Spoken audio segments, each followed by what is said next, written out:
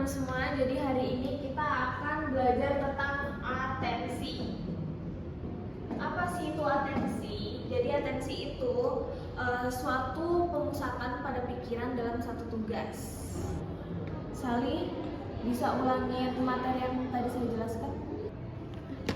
Maaf kak, saya kurang nangkep. Nasya, bisa jelasin? Maaf kak, saya juga kurang mendengarkan tadi, kurang paham juga.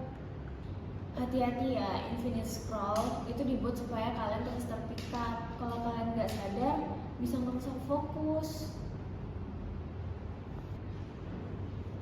Maaf ya kak.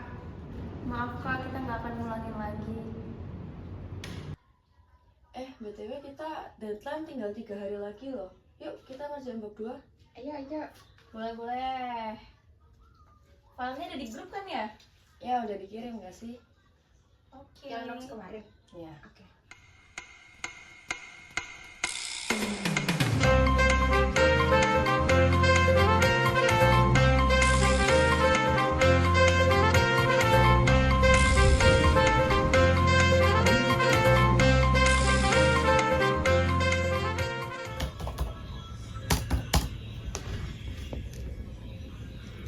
Kalian ngerjainnya udah sampai mana? Kok aku lihat ini udah 2 jam tapi kok halaman kita nggak ada nambah sih? Aku nggak ngerti, niatnya sih belajar, tapi otakku kayak rasanya berat banget. Lah, santai aja dulu.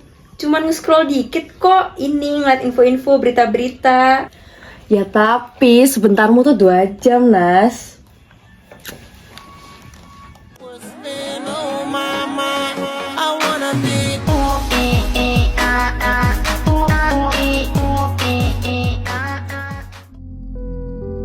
Aku cuma mau lihat notifikasi.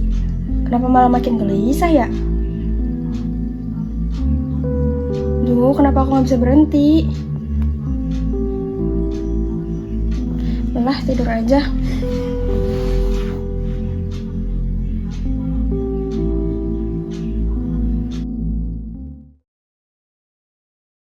The next day. Halo teman-teman, jadi di sini saya Sally dan Yadi akan mempresentasikan tentang atensi. Atensi itu adalah kemampuan. Atensi adalah kemampuan. Oke, jadi atensi itu merupakan kemampuan untuk memusatkan fokus kepada satu tugas gitu teman-teman. A few moments later. Doom scrolling itu bukan cuma soal kebanyakan main HP, scroll konten negatif, memicu dopamin, bikin kalian ingin scroll sampai nggak bisa mengontrol. Makanya aku sulit fokus ya kak.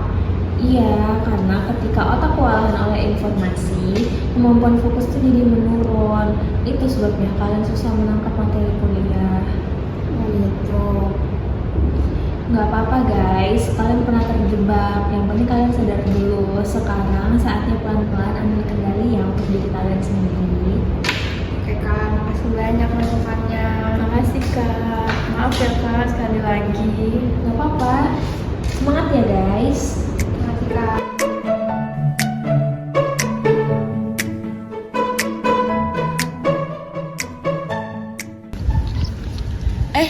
Kemarin aku denger kalian habis konsul ke Kak Naila ya? Gimana? Iya nih. Iya kemarin aku kan konsul ke Kak Naila. Terus kata Kak Naila, aku tuh sulit fokus karena kebanyakan doom scrolling. Oh berarti beneran gara-gara doom scrolling ya? Iya. Kalian kan kemarin berarti pasti habis konsul ke Kak Naila pasti dapat tips-tips untuk ngurangin gitu ya. Nah di sini aku juga punya cara nih buat minimalisir doom scrollingnya kalian. Nah itu tuh kalau dari aku pertama kalian tuh tentuin screen time. Terus juga kalian tuh sebelum tidur usahain kalian tuh punya kayak 20 menit sebelum tidur tuh kalian jangan ada pegang HP, karena itu tuh kayak juga berpengaruh gitu loh ke kita. Dan yang terakhir menurutku kayak kalian misalkan ada aktivitas waktu luang gitu, bisa kalian isi sama aktivitas nyata, mungkin kayak baca buku atau mungkin ngobrol atau mungkin ngaji gitu sih kalau kata aku. Iya sih. Oke, makasih ya Medi masukannya. Semoga kita bisa ngurangin dikit-dikit deh, dikit-dikit dulu tapi pasti. Kalau misalkan aku relapse, cubit aku deh. Ya nanti aku ingetin deh. Oke. Thank you. Kasus yang dialami Sally dan Nasya merupakan contoh nyata fenomena doom scrolling, yaitu perilaku menggulir konten tanpa henti, terutama konten negatif. Dari sudut pandang psikologi kognitif, ada beberapa proses yang menjelaskan mengapa hal ini terjadi. Pertama, attentional capture. Notifikasi dan tampilan visual dari media sosial dirancang untuk merebut perhatian secara otomatis, sehingga otak kita secara naluriah menanggapi stimulus yang paling menonjol atau salient.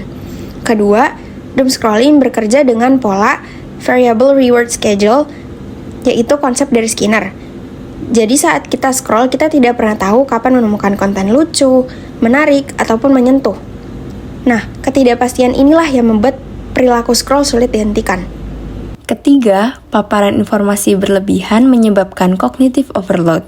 Ketika otak terlalu banyak memproses konten, kemampuan fokus, memori, dan perhatian menurun drastis.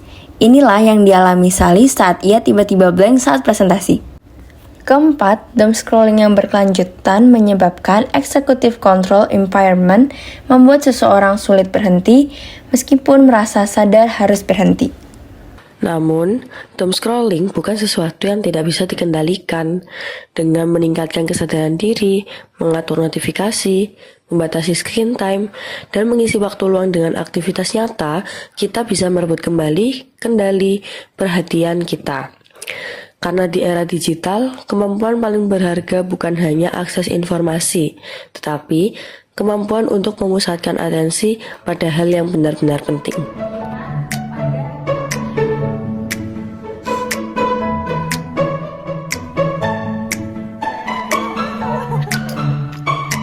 Masuk.